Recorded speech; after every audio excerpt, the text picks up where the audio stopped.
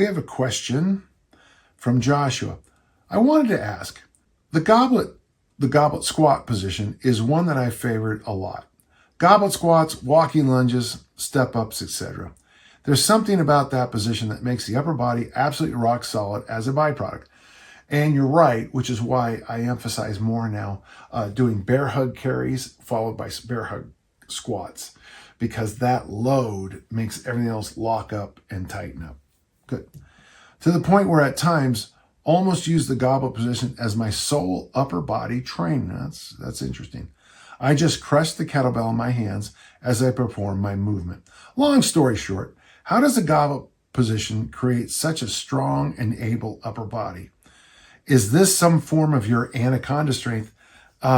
Joshua, it is exactly what anaconda strength is. So the reason I came up with the term anaconda strength is because I use basically 3 words to summarize Stu McGill's concept called the stone.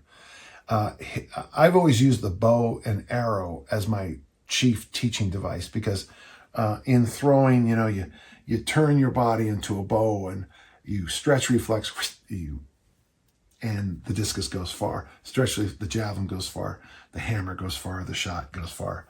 The long jumper jumps far. The triple jumper jumps far. Pole vaulters cheat. They use that stick.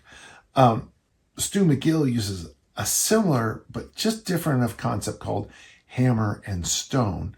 And hammer is when you take your foot and you smash it into planet Earth. And then Coach Newton kicks in, and for action, there's an equal and opposite reaction.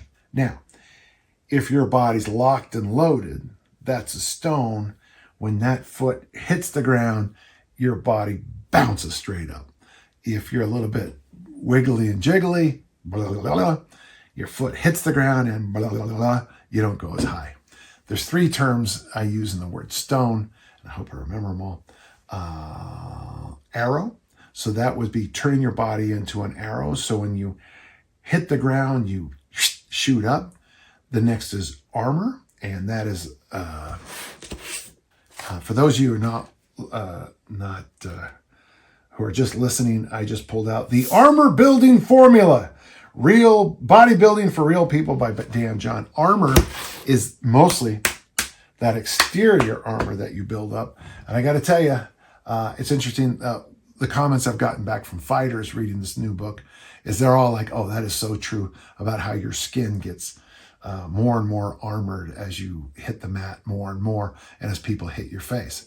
And the third one is anaconda, which is that internal pressure. Now, when I goblet squat, I see a lot of people hold against their chest, and I don't think that's a problem. I tend to be out a little bit farther because I'm strong enough to hold those light bells. But also, as I've noticed, when I squat with the bell out a little farther, say it's only 24 kilos in a goblet squat, I'm getting that pull from it that makes me, it's a completely reflexive action.